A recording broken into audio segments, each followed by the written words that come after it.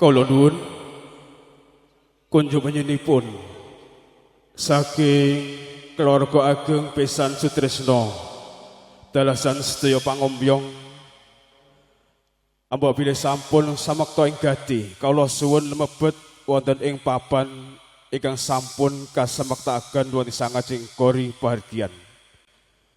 Kunjuk sembilah malih kunjuk panjenenganipun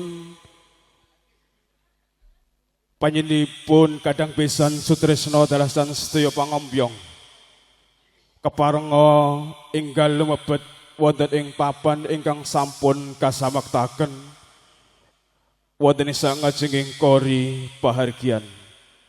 Ewaksana kunjuk panjenenganipun semonggo kawula semenggaken nuwun.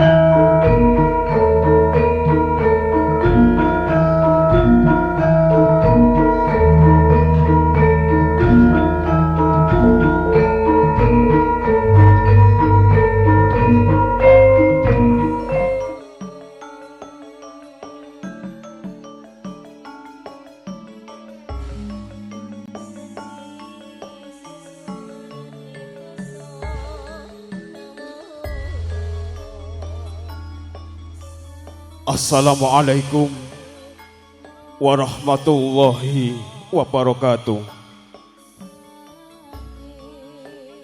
Alhamdulillahi rabbil alamin. Wa bihi nasta'inu ala umuri dunya wa din.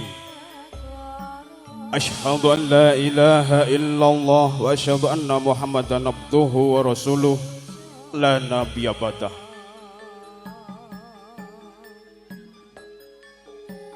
Kula nuwun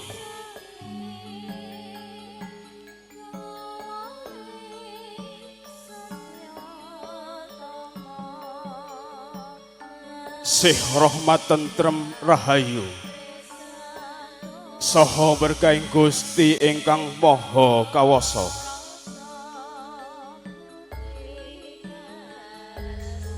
Mugi tansah kapitedhakna dumateng panjenengan sadaya lan kula.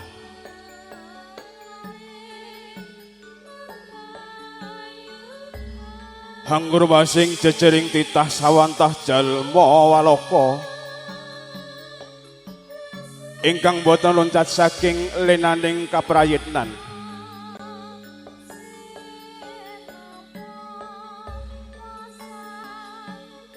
Pramila sumangga tansah kawula dherekaken hangaturaken manungku puja astawa puji kunjuk wontenipun Gusti ingkang maha kawasa.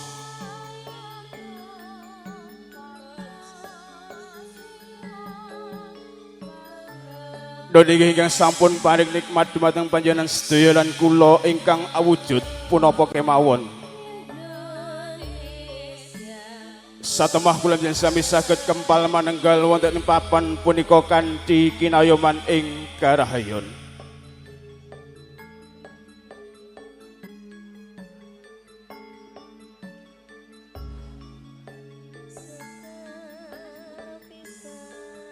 Sagung para tamu kakung miwah putri ingkang tuhudat minulya. Kunjuminipun para pepunden, para sepuh, para pinisepuh ingkang sampun pana ing pamawas miwah lebda ing pitutur. Nunggih ingkang sampun pantes hanampi ing pakurmatan.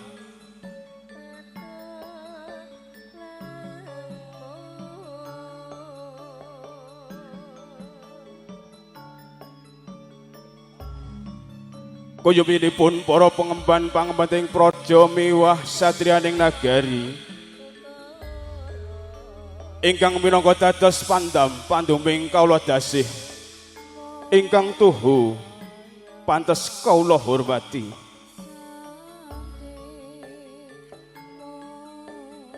Tan boten katalumpen kunjuk bektos kula punjupinipun para kiai, para alim ulama ingkang rinten kalawan dalu tansah sumanding kitab wahyuning suci ilahi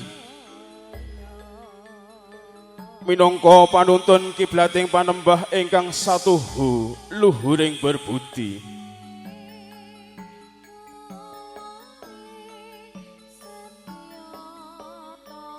Para lenggah, para kadang sumitra sutresna sinedan para tamu ingkang winengku ing pakurmatan.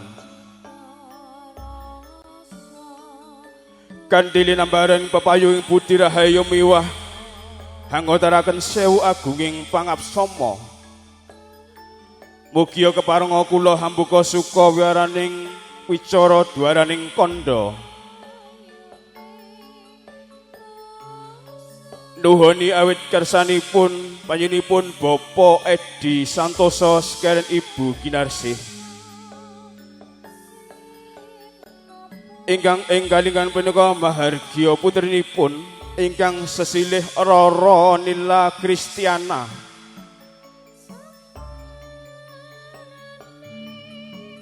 Nggih ingkang sampun kapareng kajatukrama kalian Bagus Agus Haryanto, putra saking panjenenganipun Putra Jalu Bapak Manto Sugiyanto dalasan Ibu Darsini ingkang pidalem ing kemasan Jambu Kidul Ceper Klaten bersinar.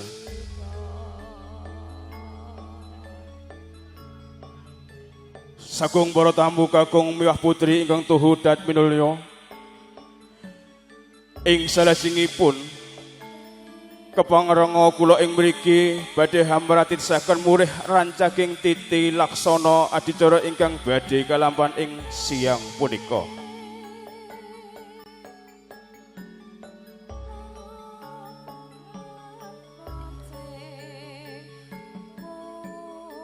Adicara ingkang sepindah nuwun inggih pambuka.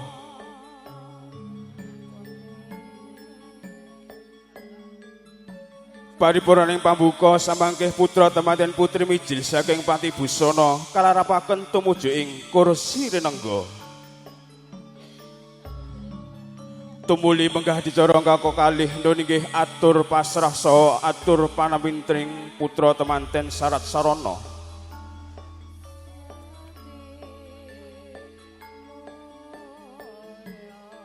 Adicara ketiga nggih tumuli adicara adat panggih putra temanten kekalih. Adicara sekawan nggih atur pambagya harja yuwana.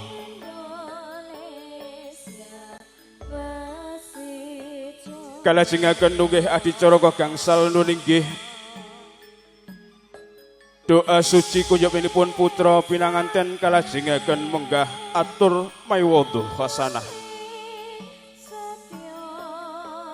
Wondene adicara angka 6 inggih panutup. Saha samangkih pratandha paripurnaning pahargyan wonten ing siang punika bilih putra pinanganten kekalih saha pangombyong dalasan para rama ibu sekalian sampun kajaraken tumuju wonten ing sakngajenging kori pahargyan. Kunjupinipun para tamu kakung miwah putri ingkang tuhu dat minulya. Ambok bilih makaten penggah rantamaning adicara ing sampun karacik karantam dening panjenenganipun ingkang hampung gati. Wasana keparenga hangjekekaken lelenggan ngantos paripurnaning adicara bahan punika nuwun.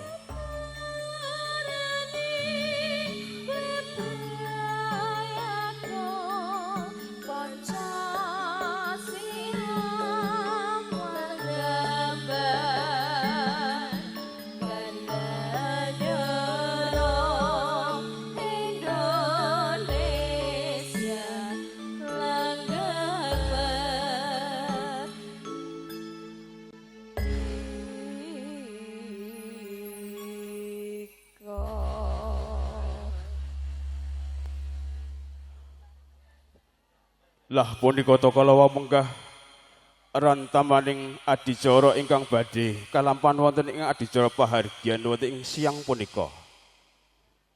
Sagung para tamu kakung miwah putri ingkang tuhu dahaken abekten. Nuwun inggih wedal sampun tungkap keparenga ing mriki kawula badhe nglajengaken menggah adicara nuwun inggih adicara ingkang salajengipun. Nuwun inggih kunjupenipun Ibu Rias. Sepindah malih kunjupenipun Ibu Rias sambok bilih sampun kacekap anggenipun putra putri utawi temanten putri anggenipun ngrasuk busana. Keparenga daya inggal hangarapaken temanten putri tumuju ing kursi rinengga. Sasamangke lampahipun temanten putri tumuju kursi rinengga. Kairing menggah ungguling gending kebo giro.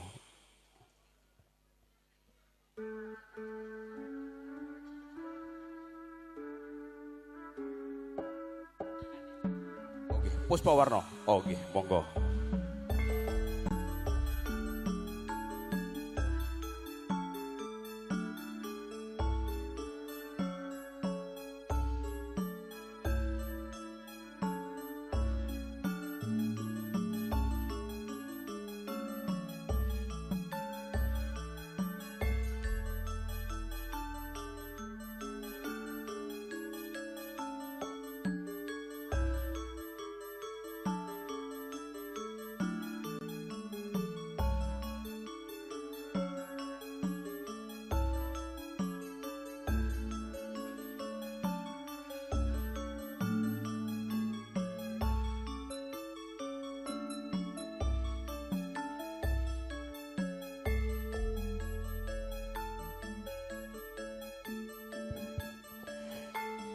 Pinarung swaraning pradangga hangranging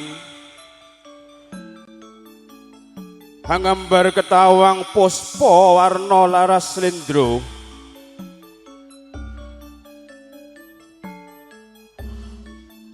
ana ganda arum hangambar katiuping samirana manda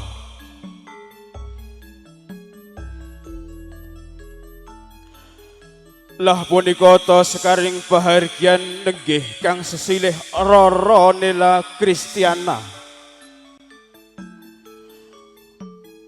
putri penipun Bapa Edi Santoso dalasan Ibu Ginarsih usmiya saking panti busana angayap para pangombyong arsa manjang sasana rinengga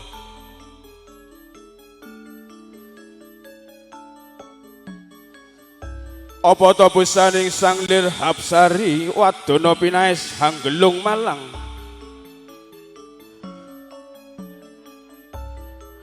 cunduk jungkat panasten rinengga lamun kasorot sunaring surya katon gebyar-gebyar kadikartika asilih pernah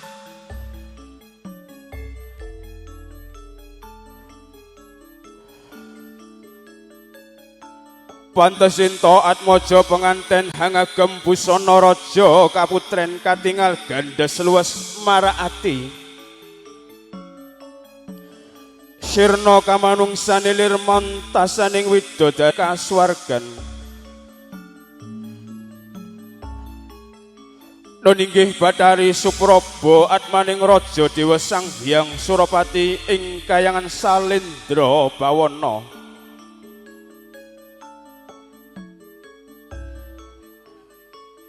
kang asawang Hapsari lumpah lon-lonan candrane kadisar dula lupa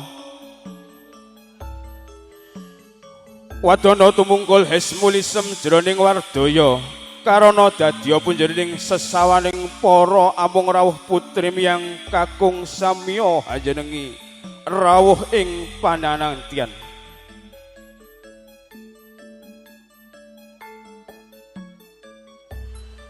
mangkono lulus raharja lampah ira wus prapteng kang tinuju sigra Sang Lir Mustika kalenggahaken ing dampar rinengga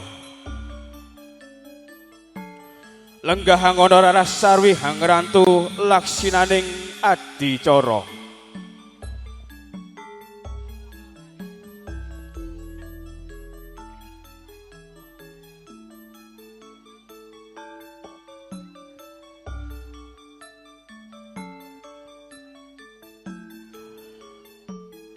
para lenggah kakung Semar Putri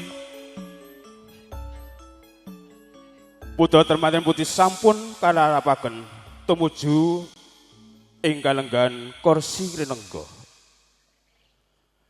ing salajengipun munggah tumuli adicara kalih nuninggih atur pasrah saha atur panampi wedhi samangke atur pasrah saking keluarga ageng panjenenganipun Bapa Manto Sugiyanto dalasan Ibu Darsini badhe kasarira panjenenganipun Bapa Sri Haryanto pinangka duta sarira basa satalaning basa saking panjenenganipun Bapa Manto Sugiyanto dalasan Ibu Darsini sasamangke cekaping adicara pasrah kalajengaken atur panampi saking panjenenganipun keluarga Bapak Edi Santoso dalasan Ibu Ginarsih bilih samangke badhe kasarira panjenenganipun Bapak Hendra Susan Huti sasamangke jumenipun Bapak Hendra Susan Huti jinajaran panjenenganipun setunggal Bapak Irwan Sanjaya angka kalih panjenenganipun Bapak Setya Kristianto inggih sasingkun kunjuk menipun Bapak Siraryanto apabila sampun samakta ing gati wedal saha panggenan kala semagaken nuwun. Bismillahirrahmanirrahim. Assalamualaikum warahmatullahi wabarakatuh. Alhamdulillah. Alhamdulillahilladzi an'ama alaina bi nikmati imani wal Islam. Asyhadu an la ilaha illallah wahdahu la syarikalah wa asyhadu anna Muhammadan abduhu wa rasuluh. Allahumma sholli ala sayyidina Muhammad wa ala ali sayyidina Muhammad. La haula wala quwata illa billah amma ba.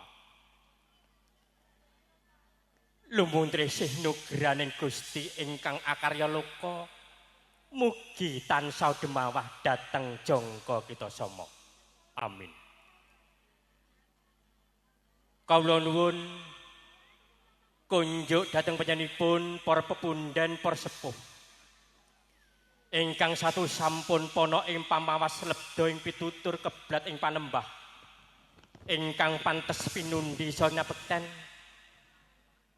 Hadirin kiram kunjuk dhateng panjenenganipun para kiai, para alim ulama.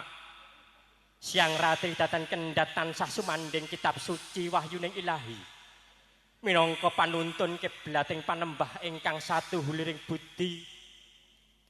Boten katalpen kunjuk dhateng panjenenganipun Bapak Edi Santoso minangka kadang besan ingkang sapantes kalurmati. Malih kunjuk dhateng panjenenganipun para kadang mitra werda muda ingkang pantes nudarsana. Malih kunjuk dhateng panjenenganipun para rawuh kakung miwah putri ingkang saduhu dahat kalingga murdaning akrami. Saestu kanthi handhaping raos pinaringna kawula ing mriki ngleksanani punapa ingkang sampun dados pandhut saking tiyang sepuh kawula kekalih nunggih panjenenganipun Bapak Tukiman Manto Sugiyanto dalasan Ibu Darsini saking Kemasan Jambu Kidul Ceper. Wonten kalenggahan punika kedah matur sekedhik kunjuk dhateng panjenenganipun Bapak Edi Santoso dalasan Ibu Ginarsih minangka kadang pisan wonten ing Suren Delimas Ceper wonten ing kalenggahan punika. Kunjuk dhateng panjenenganipun saking prawuh kakung miwah putri ingkang tansah sinanding rahmating Gusti.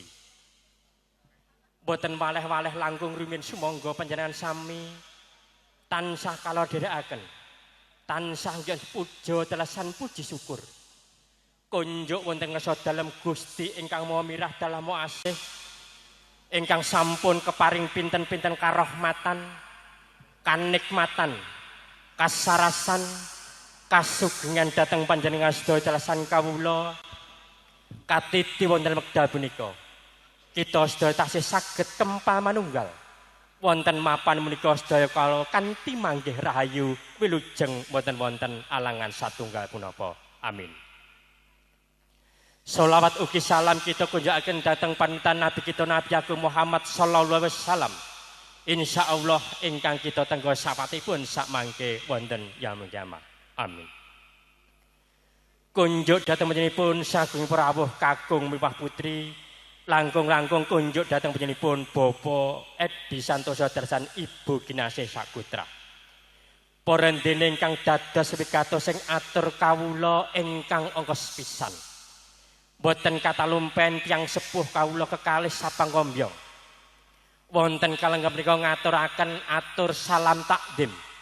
Kunjuk dhateng panjenenganipun Bapak Edi Santoso dalasan Ibu Ginasih Sakutra kanthi atur Assalamualaikum warahmatullahi wabarakatuh. Jangkep angka kalih.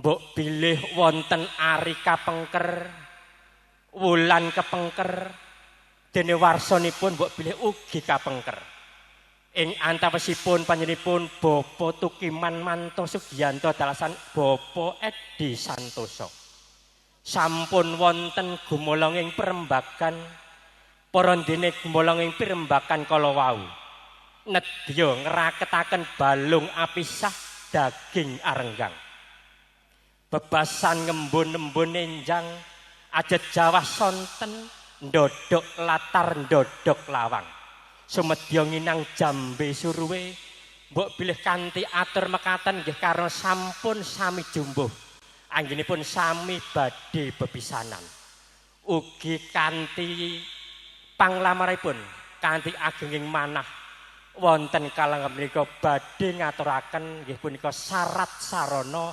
minangka jejang keping salaki rabi. Dene syarat sarana ingkang kawula aturaken kawula ringkes kemawon mbok bilih wonten 3 perkawis. Ingkang sepisan arupi boga. Nyuwun pangapunten boten saged kawula sebat setunggal mbaka setunggal ingkang baken netepi adat widi-widana kang sampun sumper wonten ing kemasan Jambu Kidul.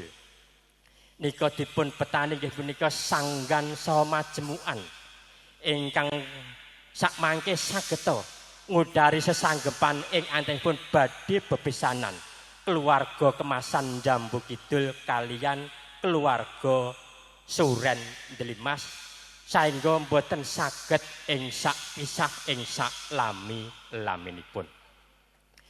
Ingkang angka kalih nggih punika arupi wastra. Wonten mriku wonten setunggal pengadeg ageman punika katujukaken dumateng pinanganten putri. Dene ingkang angka 3 nggih punika arupi Redana. Nyuwun pangapunten babakan Redana kula mboten saged matur bobot kerta ajinipun amargi sampun kalebetaken wonten saklebetipun kotak kanthi panyuwunan mugi sekedhik kalau mangke sageta ngenteng-entengi punapa ingkang sampun dados bot kerepotanipun panjenenganipun Bapak Edi Santoso dalasan Ibu Ginarsih Sakutra.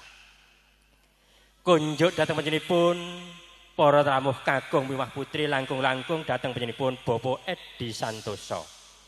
Dene atur ingkang angka 3 wonten kalangan punika ugi kawula aturaken pinanganten kakung nun nggih Agus Haryanto.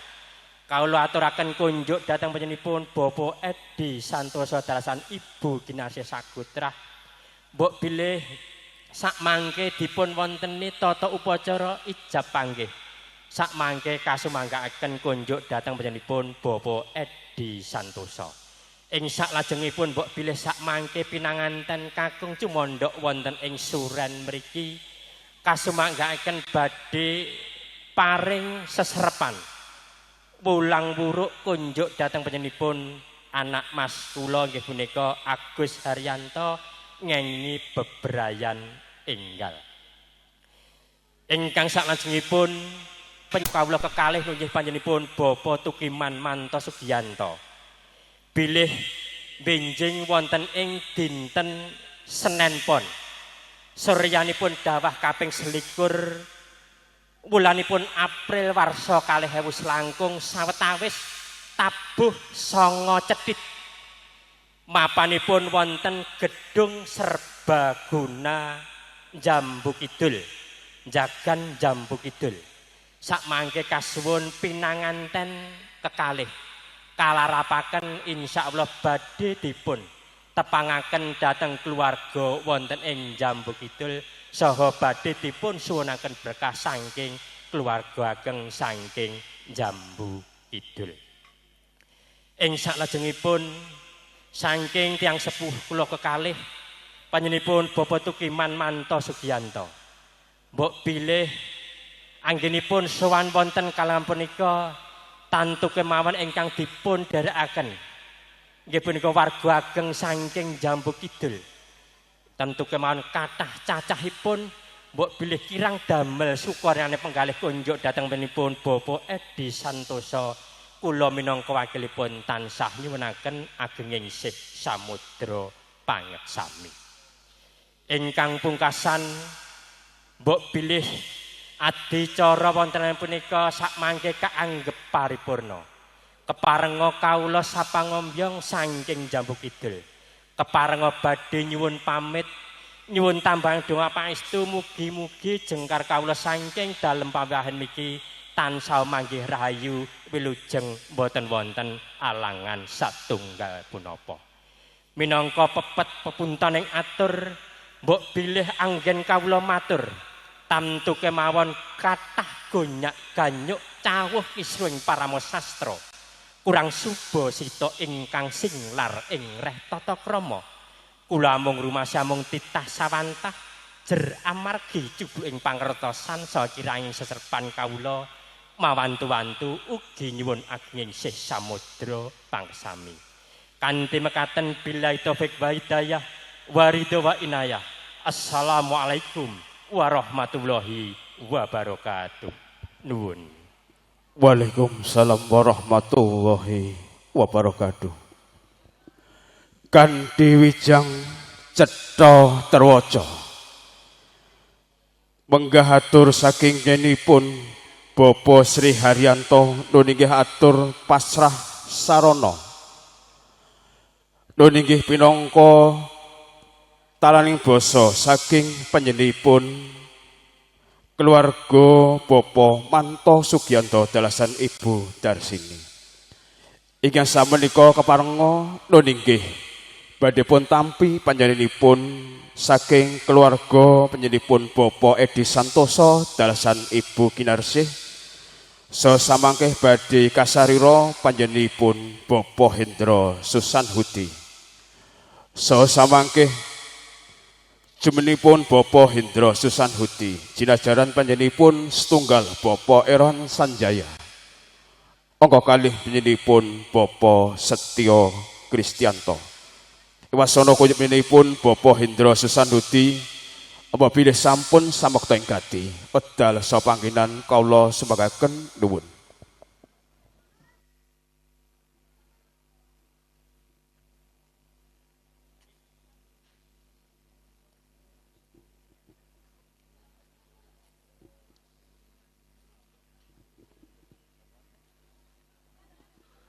Bismillahirrahmanirrahim. Assalamualaikum warahmatullahi wabarakatuh. Alhamdulillahilladzi hadana lihada wa ma kunna linahtadiya Allah laqad ja'at rusuluna bil haqq wa nudu antil kumul janatu urustumuha bima kuntum ta'malun asyhadu an la ilaha illallah wa asyhadu anna muhammadar rasulullah sallallahu alaihi wasallam wa ala alihi washabi amma ba'da. Dumateng para sesepuh, pinisepuh, adisepuh ingkang dahat kinabekten. Dumateng panjenenganipun Bapak Sri Haryanto minangka sulih salira saking Bapak Manto Sugiyanto ingkang tuhu kinurmatan. Dumateng para rawuh kakung sumawana putri ingkang bagya mulya. Nganti kunjuaken rasa raos syukur dumateng Allah Subhanahu wa taala Gusti ingkang Maha Agung. Kula minangka talanging basa saking panjenenganipun Bapak Edi Santoso sekalian Ibu Kinarsih keparenga tumanggap atur menggah paring pangandikan pasrah saking keluarga Bapak Manto Sugiyanto sekalian Ibu Darsini.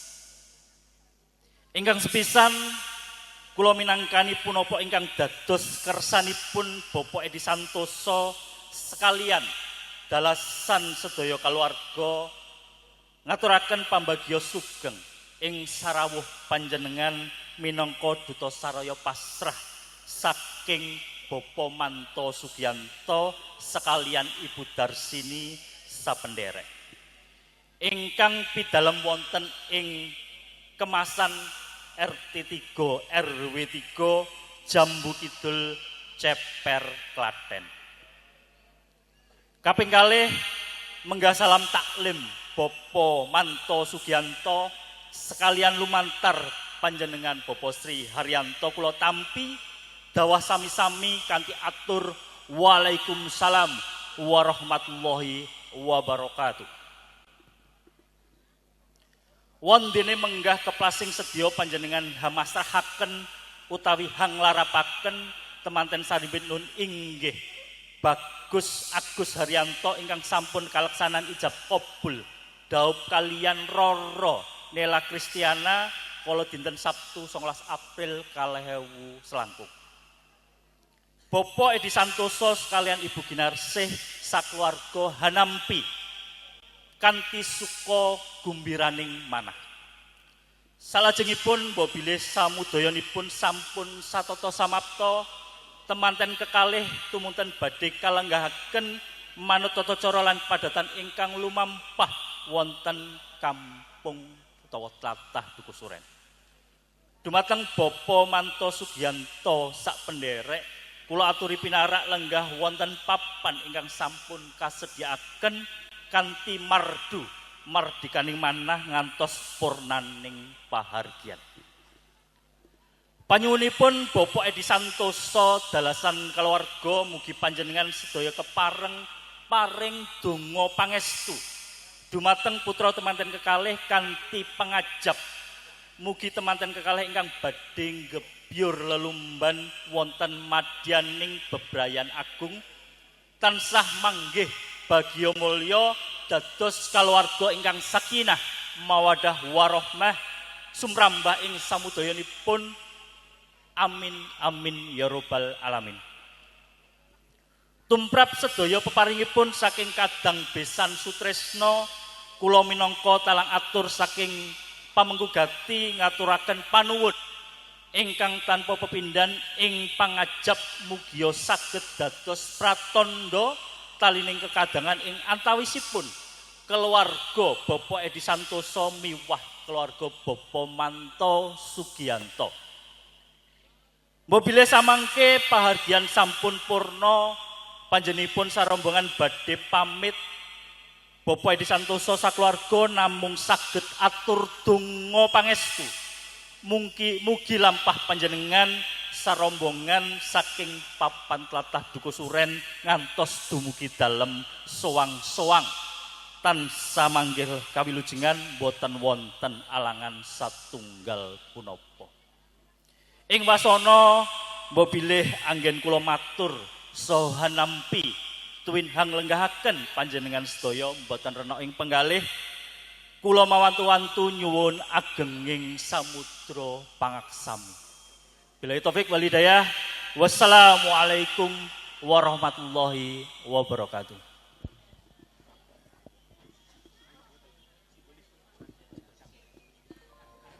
Dodi matur nuwun kunjumenipun Bapak Hendro Susan Hadi ingkang sampun kepareng hanampi menggah atur pasrah syarat sarana saking pendipun Bapak Sri Haryanto ingkang sajengipun kalajengaken niki simbolis kunjumenipun anggenipun ngaturaken monggo.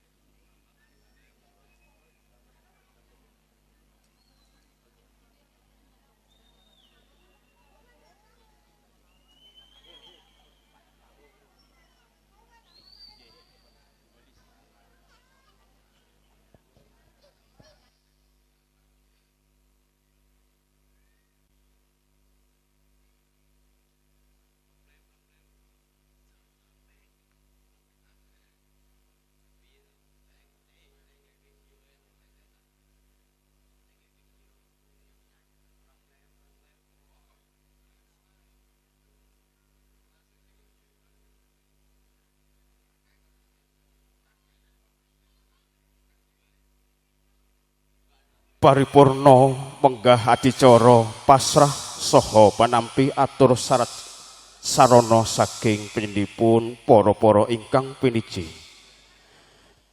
Nggih sedaya wau kanthi lancar wilujeng kalis nir ing sambikala. Amin Allahumma amin.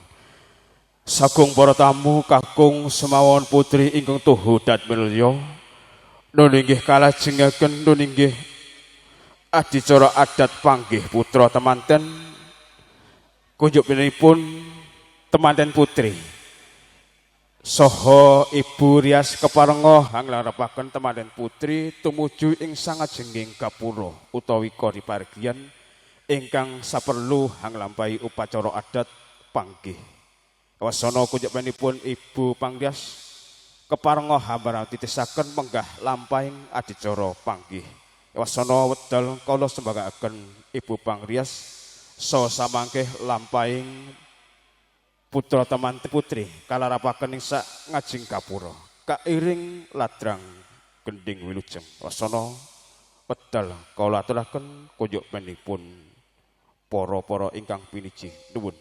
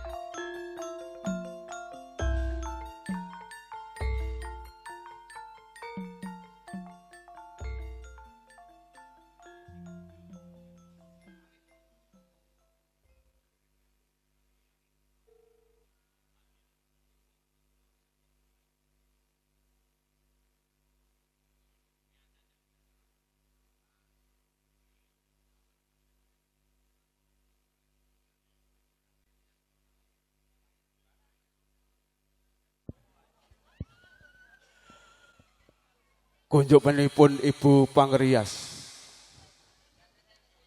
apabila hagenipun nglarapaken putra temanten putri sampun tumuju ing sak ngajenging gapura utawi kori pargian keparenga nglarapaken temanten putra utawi temanten kakung.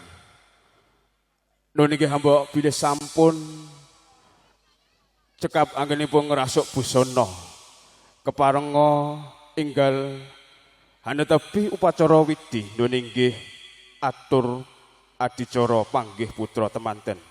Sasamangke tumuli panggihipun putra temanten kekalih kairing menggih unggeling gending kodhok ngorek. Wasana wedal kala sembangaaken nuwun.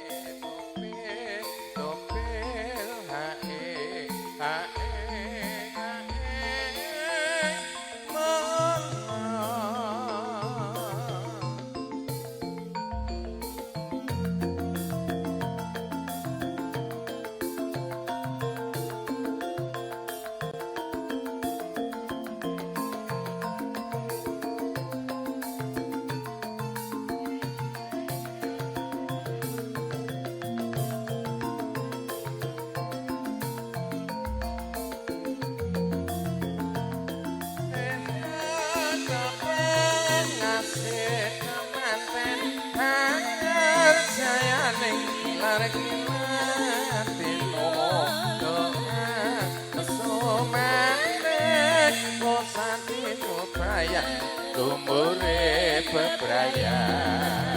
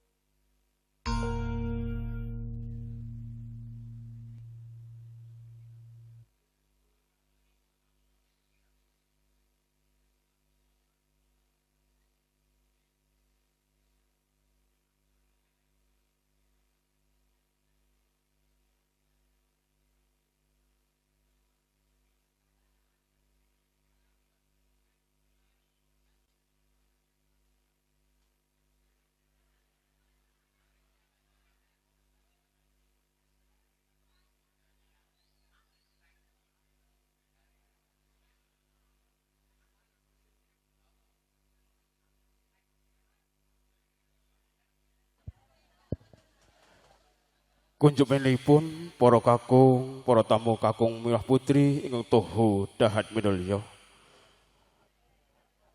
Nyuwun pangapunten sederengipun adicara kawula lajengaken kunjuk panipun para kadang muda sutresna keparenga hanglarepaken menggah syarat sarana ingkang sampun kaparengaken wonten ing parigan punika sepindah malih kunjuk pinipun para kadang muda keparenga hanglarepaken menggah syarat sarana ingkang sampun kaparenga wonten ing parigan punika. Monggo wedal kawula sumekaken.